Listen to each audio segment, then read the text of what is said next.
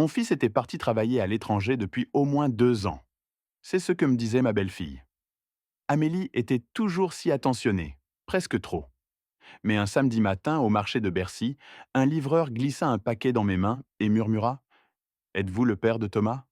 Quand j'acquiesçai, il regarda nerveusement autour de lui. Je ne peux plus garder ça. Regardez-le seul. Je rentrai chez moi et l'ouvris sur ma table de cuisine. Ce que je trouvais à l'intérieur me fit tourner la tête. Je m'appelle Pierre Moreau. Et pendant 3 ans, 2 mois et 8 jours, j'avais dit à tout le monde que mon fils Thomas prospérait outre-mer grâce à sa carrière de consultant. Sa femme, Amélie, l'expliquait avec une aisance pratiquée chaque fois que quelqu'un demandait. Je voulais la croire. Dieu sait que j'ai essayé. J'examinais des pommes au marché quand j'ai senti quelqu'un m'observer. Monsieur Moreau? La voix appartenait à un homme dans la trentaine, portant un uniforme de société de livraison, le visage pâle. Ses mains tremblaient tandis qu'il me tendait un paquet enveloppé de papier brun. Vous êtes le père de Thomas Moreau. En effet, je posai mon panier. Est-ce que je vous connais? Non, monsieur. Je m'appelle Julien Rousseau. Il jeta un coup d'œil autour du marché bondé. Je fais des livraisons pour quelqu'un, et j'ai vu votre fils et... Sa voix tomba à peine au-dessus d'un murmure. Je ne peux plus garder ça. La vérité compte, monsieur Moreau. Il pressa le paquet dans mes mains avec une urgence soudaine, puis recula. Je suis désolé. J'ai essayé de faire ce qui était juste. Mais j'ai une famille. Il disparut dans la foule du samedi avant que je puisse demander ce qu'il voulait dire. J'arrivai à ma voiture avant que mes mains ne commencent à trembler. Le paquet était posé sur le siège passager. Papier brun anodin, dissimulant ce qui avait poussé un étranger à me chercher avec la peur dans les yeux. Je conduisis les 15 kilomètres jusqu'à chez moi en pilotage automatique, l'esprit en ébullition. La propriété se dressait au bout d'une longue allée de gravier, entourée de 12 hectares que Rose et moi avions construit notre vie. Après son décès, il y a 2 ans, le silence était devenu un poids que je portais dans chaque coin vide.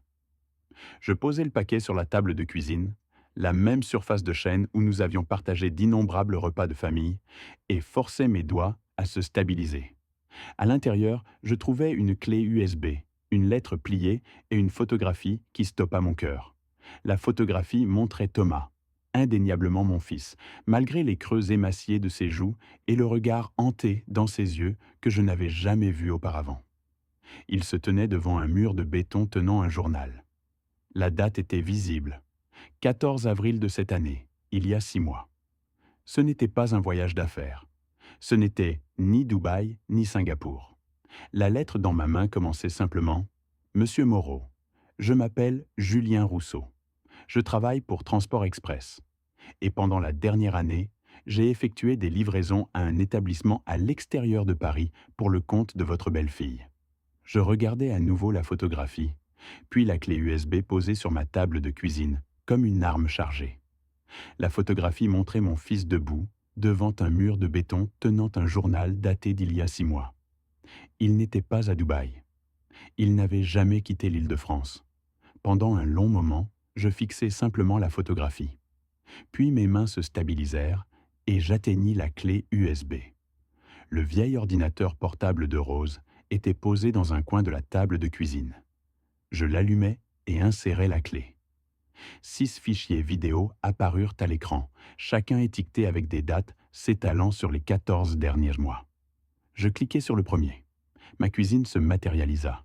La même pièce où j'étais assis maintenant, filmée sous un angle près du plafond. L'horodatage montrait novembre dernier, mardi après-midi. Je regardais Amélie entrer par la porte arrière en utilisant sa clé, se diriger directement vers l'armoire où je gardais les documents financiers et photographier page après page avec son téléphone. 4 minutes plus tard, elle était partie. La deuxième vidéo montrait le bureau de Rose, Amélie fouillant dans les dossiers que ma femme avait méticuleusement organisés, photographiant les déclarations d'impôts et les actes de propriété. La troisième la surprenait au sous-sol, fouillant des boîtes de stockage. Chaque vidéo révélait le même modèle méthodique. Amélie se déplaçant dans ma maison comme une professionnelle, documentant systématiquement tout ce qui concernait la propriété ou nos biens. Mon choc initial se durcit en quelque chose de plus froid. Je déplia complètement la lettre de Julien Rousseau. Son écriture était serrée, urgente. Monsieur Moreau, pendant la dernière année, j'ai effectué des livraisons à un établissement à l'extérieur de Paris pour votre belle-fille. Il y a 3 semaines, j'ai vu votre fils à travers une fenêtre lors d'une livraison. Il m'a regardé avec cette reconnaissance, pas de moi, mais du monde extérieur lui-même, comme un prisonnier apercevant la lumière du jour. Julien décrivait comment il avait commencé à poser des questions, à reconstituer ce qui se passait vraiment. Thomas ne voyageait pas. Il avait été interné, tout ce temps. J'ai une famille. On m'a averti de ne pas m'en mêler. Mais votre fils a besoin d'aide que je ne peux pas lui donner. Quelqu'un doit savoir. J'ouvris le dernier fichier sur la clé USB. Un rapport médical, clinique et précis. Patient Thomas Jean Moreau. Établissement. Centre de soins. Les Cèdres, 47 avenue de Fontainebleau, Créteil. Diagnostic. Traumatisme crânien sévère. Déficience cognitive nécessitant une supervision continue. Tutrice légale. Amélie Dubois. Restriction de visite. Approbation du tuteur requise. La date d'admission m'arrêta net. Il y a 3 ans, 2 mois et 9 jours. Un jour après que Thomas avait supposément quitté pour sa première mission à Dubaï. Amélie avait obtenu la tutelle légale pendant que je disais aux voisins que mon fils construisait sa carrière à l'étranger. Elle l'avait enfermé dans un établissement à moins d'1 heure de ma propriété. Et pendant 3 ans, elle avait systématiquement fouillé ma maison, photographié des documents, cherchant quelque chose. Mais quoi? Je restais assis dans la cuisine qui s'assombrissait, l'ordinateur portable de Rose luisant devant moi, et compris l'étendue de la tromperie. Mon fils n'était pas à l'étranger. Il avait été emprisonné, sa vie volée, tandis que sa femme maintenait le mensonge parfait et chassait dans ma maison pour ce qui compléterait son plan. Demain, je verrai Amélie quand elle déposerait les enfants. Demain, je devrais la regarder dans les yeux et prétendre ne rien savoir. Mes mains ne tremblaient en plus. La peur s'était consumée, ne laissant qu'un objectif froid et clair. Le lendemain matin, mon téléphone vibra. « Amélie, Pierre, peux-tu garder Léa et Hugo aujourd'hui? Quelque chose est arrivé. » Je répondis avec des doigts fermes. Bien sûr, ravi de les avoir. Dans l'heure, mes petits-enfants débarquèrent par la porte. Hugo, 6 ans, se jeta sur mes jambes, serrant le vieux camion jouet qui avait autrefois appartenu à Thomas. Léa resta en arrière, 8 ans, et déjà trop perceptive, étudiant mon visage avec des yeux sombres qu'elle avait hérités de son père. « Qui veut faire des biscuits ?» Je les menai dans la cuisine où Rose avait appris à Thomas à faire de la pâtisserie. Nous mélangeâmes farine et sucre. Hugo bavardait sans arrêt, mais Léa restait silencieuse. « Papy ?» Sa voix était à peine au-dessus d'un murmure. « Quand papa rentre-t-il à la maison ?» La cuillère en bois resta dans ma main. Je pensais à la photographie, le visage émacié de Thomas, ses yeux hantés. 3 ans volés pendant que je croyais aux mensonges d'Amélie. Ton papa t'aime beaucoup, ma chérie. Peu importe où il est, cela ne change jamais. Maman dit qu'il est trop occupé pour appeler. L'enthousiasme d'Hugo s'atténua. Papa nous a-t-il oubliés? Je m'agenouillai, les tirant tous les deux près de moi. Jamais. Votre père ne vous oublierait jamais. Je vous le promets. Après le déjeuner, ils jouèrent dans la cour, tandis que je regardais depuis la véranda. Hugo courut dans l'herbe haute avec son camion. Léa s'assit sous le pommier de Rose, dessinant dans son carnet. Quand elle me montra plus tard, c'était notre famille, en bonshommes bâtons, se tenant la main. Mais celui étiqueté papa se tenait à part, séparé par une ligne sombre à travers la page. Amélie arriva à 6 heures, parfaitement composée en jean de créateur et cachemire. Merci beaucoup, Pierre. Je ne sais pas ce que je ferais sans toi. N'importe quand. Ce sont de bons enfants.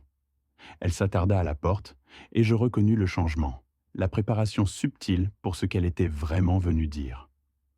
Au fait, j'aide Thomas à résoudre quelques questions d'investissement à distance. Je pensais que Rose aurait pu garder des copies de certains documents financiers, d'anciens registres de propriété, peut-être des papiers de fiducie. Voilà. La vraie raison pour laquelle elle avait besoin que je garde les enfants. Je gardais mon visage neutre. Je ne suis pas sûr de ce que j'ai. Je peux regarder si tu veux. Le soulagement traversa son visage. Ce serait merveilleux. Pas pressé. Peut-être pourrais-je passer la semaine prochaine et nous pourrions regarder ensemble. Bien sûr. Après qu'elle soit partie avec les enfants, je restais seul dans ma cuisine, la compréhension se cristallisant. Amélie avait fouillé ma maison pendant 3 ans, photographié chaque document qu'elle pouvait trouver, mais n'avait toujours pas localisé ce dont elle avait besoin.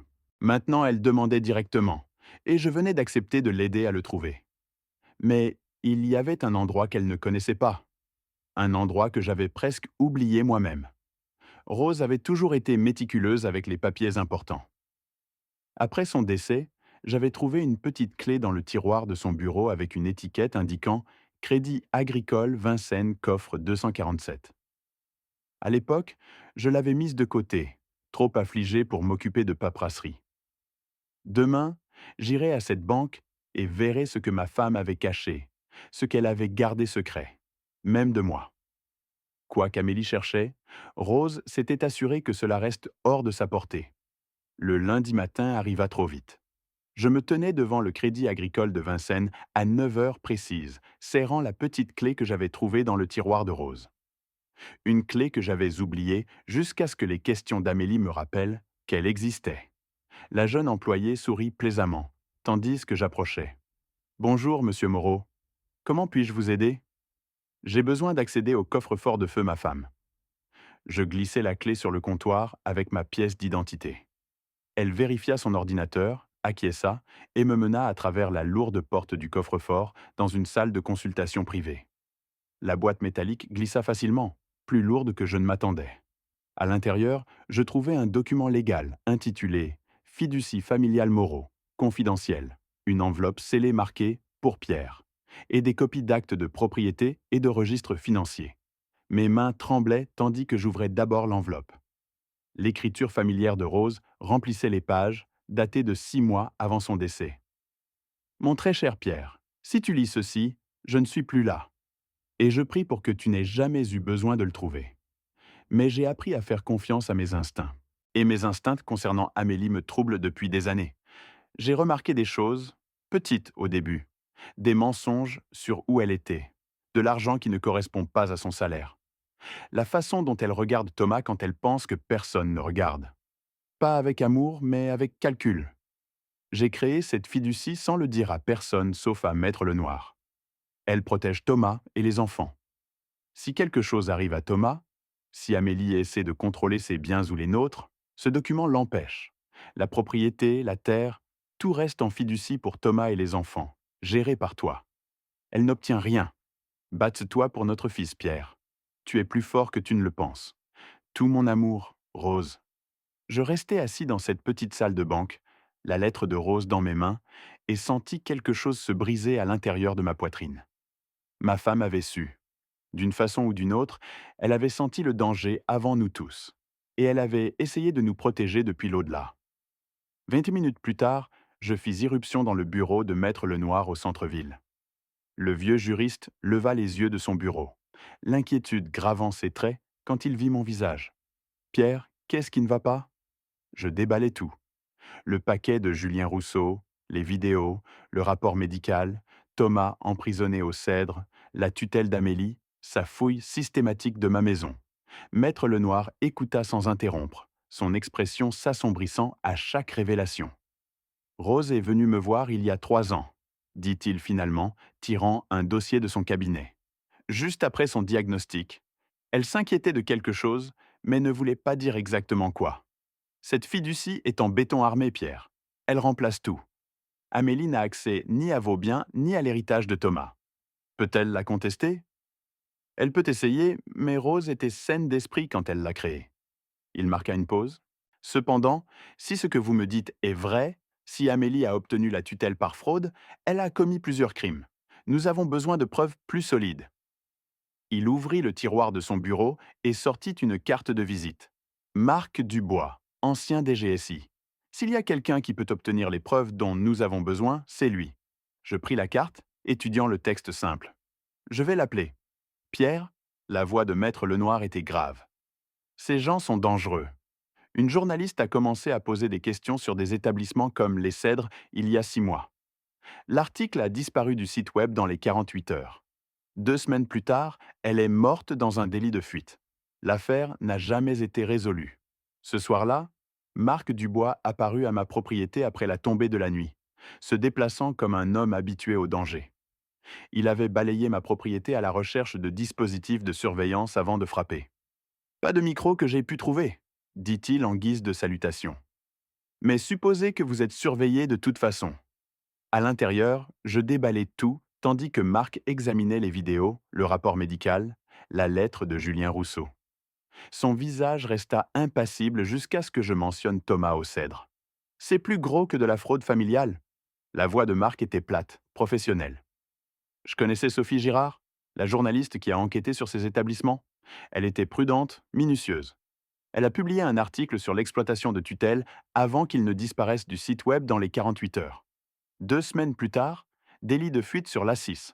Chauffeur, jamais trouvé. Il croisa mon regard. S'ils ont tué une journaliste pour avoir posé des questions, ils n'hésiteront pas avec un propriétaire terrien qui fait pareil. Marc décrivit ce qu'il appelait la sécurité opérationnelle, liquide seulement pour tout ce qui concernait l'enquête. Pas de discussion téléphonique sur l'affaire. Explication innocente pour toute activité inhabituelle. Ne faire confiance à personne. Je vais commencer par les cèdres, me faire passer pour un membre de la famille cherchant à placer un parent. Entrer à l'intérieur. Évaluer la situation. Mais cela prend du temps, et s'il vous surveille, nous devons être intelligents sur chaque mouvement. Après son départ, je restais assis dans l'obscurité de ma cuisine, comprenant pour la première fois que je ne me battais pas seulement contre Amélie. Je me battais contre quelque chose de beaucoup plus grand, beaucoup plus impitoyable.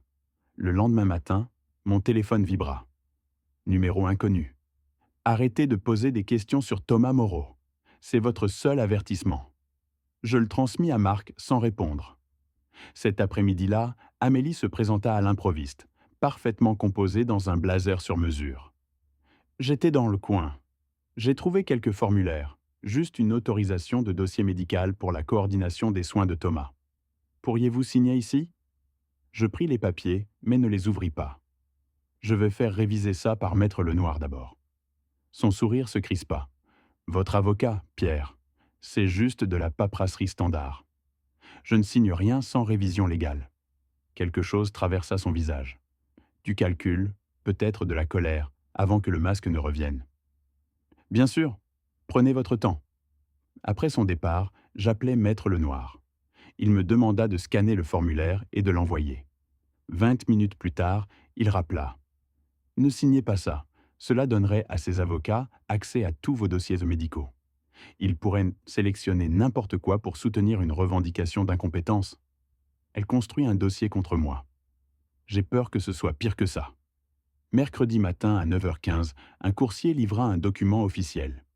Pétition pour évaluation de compétences. Amélie Dubois demande au tribunal de déterminer que Pierre Moreau est incapable de gérer ses propres affaires en raison d'oubli croissant, de rendez-vous manqués, d'accusations paranoïaques contre les membres de la famille. Déclaration jointe du docteur Sage, notant que j'avais semblé distrait lors de rendez-vous récents. Le chagrin pour Rose tordu en preuve de déclin. L'audience était prévue dans 3 semaines. Si elle gagnait, Amélie contrôlerait tout. Ma propriété, mes finances, ma liberté de me battre pour Thomas. Elle ferait de moi exactement ce qu'elle avait fait de mon fils.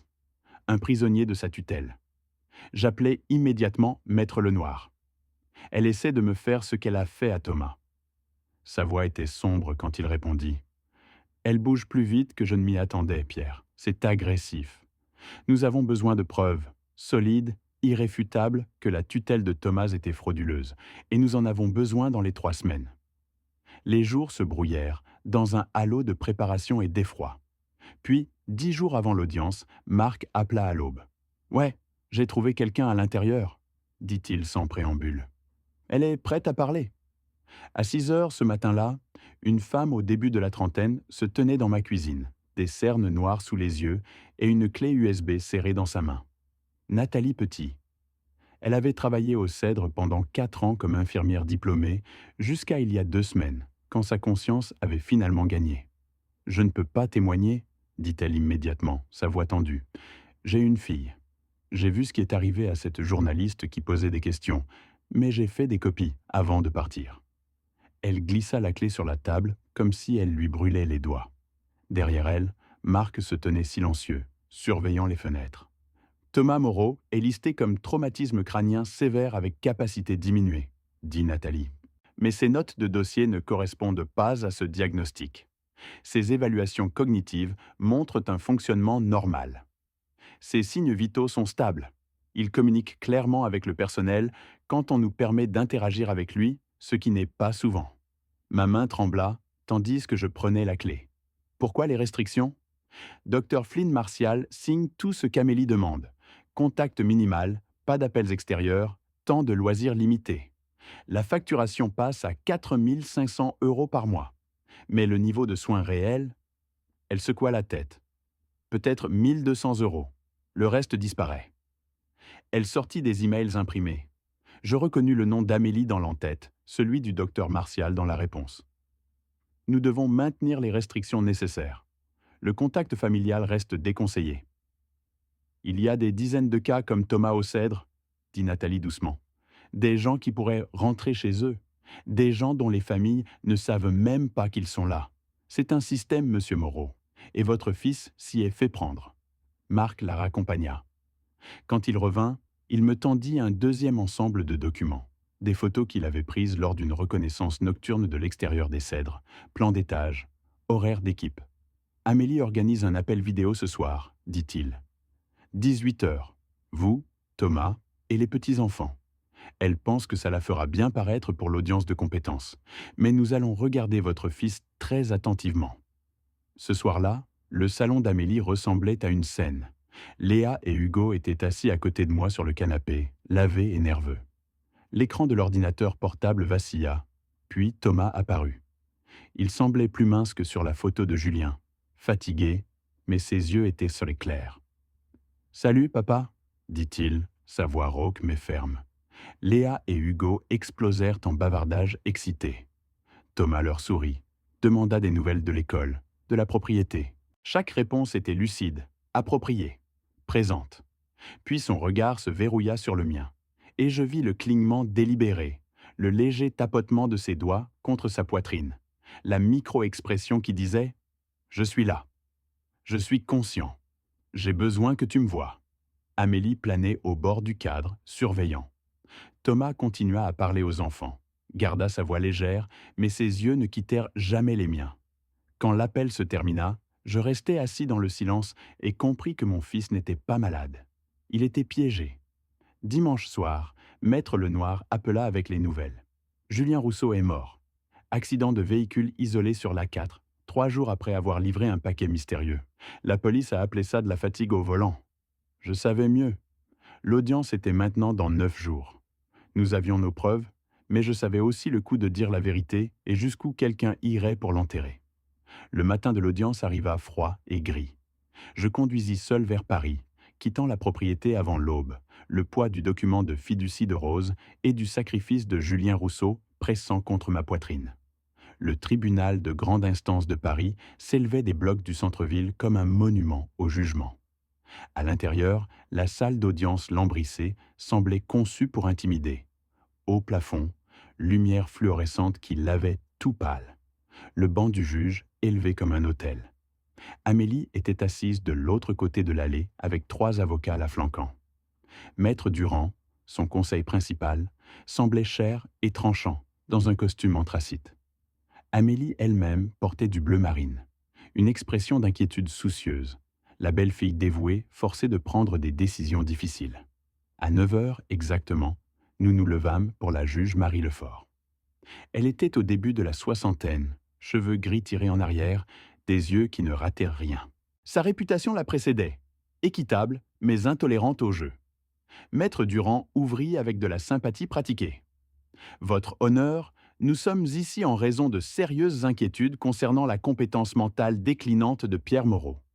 Au cours des derniers mois, M. Moreau a montré de l'oubli, des rendez-vous médicaux manqués et fait des accusations paranoïaques contre sa belle-fille. Il prétend que son fils, qui reçoit les soins nécessaires pour un traumatisme crânien, est retenu captif. Il allègue que sa belle-fille aimante a cambriolé sa maison. Ce ne sont pas les actions de quelqu'un capable de gérer une propriété de 12 hectares et des biens substantiels. Elle présenta des notes de médecins, des rapports d'incidents. J'écoutais, tandis que chaque vérité que j'avais découverte était tordue en preuve de délire. Maître Lenoir se leva. Votre honneur, Monsieur Moreau n'est pas incompétent. Il a découvert une conspiration criminelle et Madame Dubois tente de le faire taire de la même façon qu'elle a fait taire son fils. Objection. La voix de Maître Durand claqua comme un fouet. La juge Lefort leva une main. Je vais permettre. Continuez, Maître Lenoir. Maître Lenoir installa son ordinateur portable avec un calme délibéré. Votre honneur, voici des enregistrements de sécurité de la résidence de Monsieur Moreau.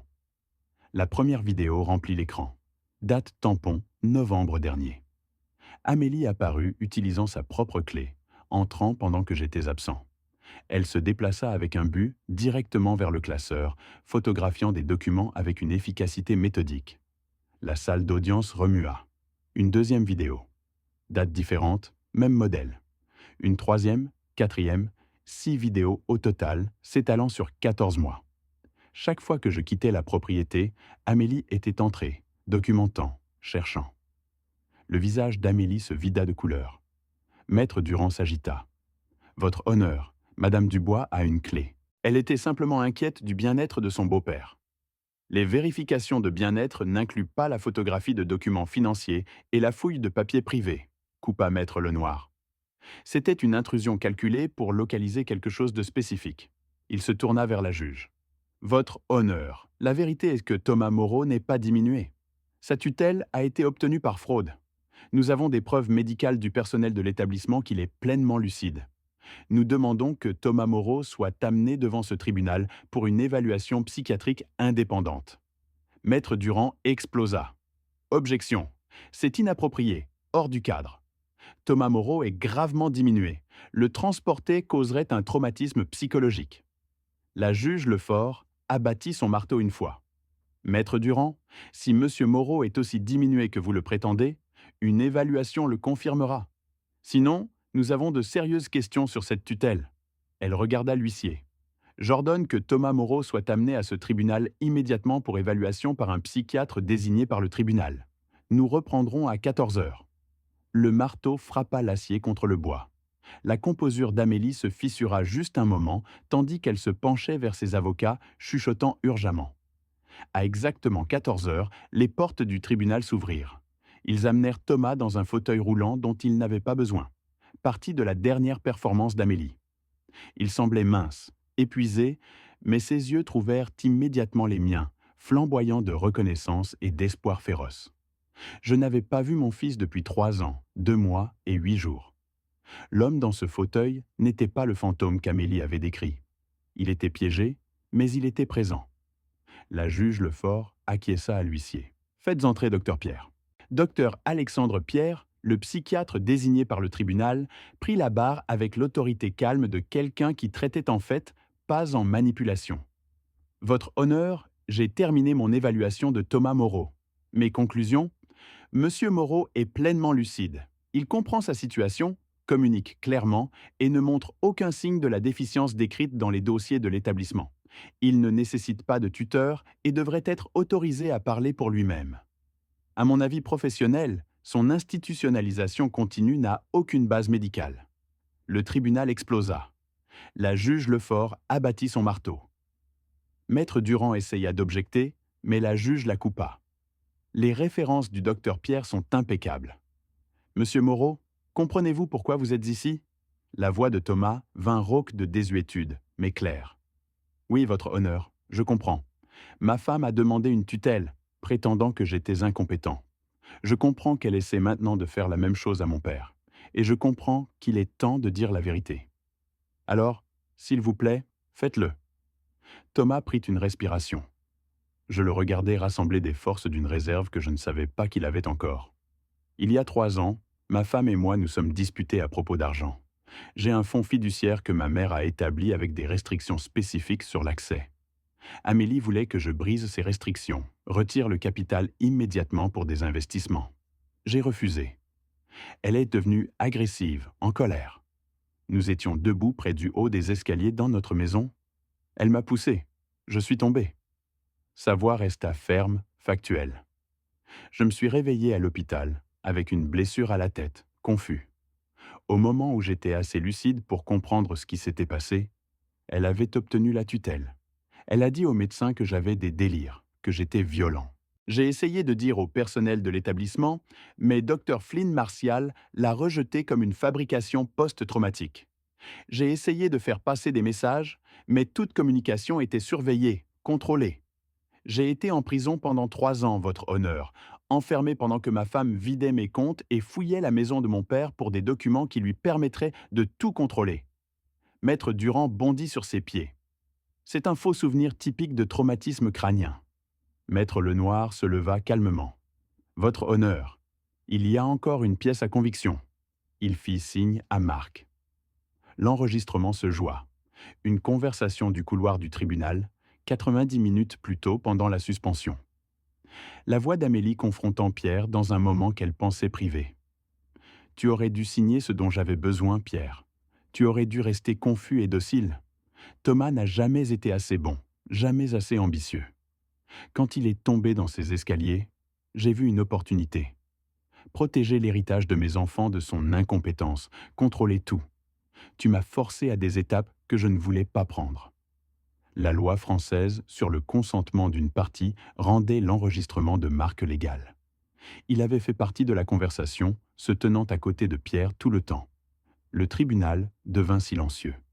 Le visage de la juge Lefort était granit. J'en ai assez entendu. La tutelle de Thomas Moreau est terminée avec effet immédiat. La pétition de Madame Dubois concernant Pierre Moreau est rejetée avec préjudice. Monsieur Moreau sera libéré des cèdres aujourd'hui. J'ordonne une enquête immédiate sur Madame Dubois pour fraude de tutelle, exploitation financière et possible tentative d'homicide. Cette cour est ajournée. Le marteau frappa comme le tonnerre. Tandis que le son résonnait, le visage d'Amélie devint exsangue. Ce soir-là, elle fut arrêtée à son domicile. Le début de la justice, mais pas encore la fin. 6 mois après le procès, Thomas et les enfants avaient emménagé à la propriété. La maison qui semblait creuse après la mort de Rose débordait maintenant de vie.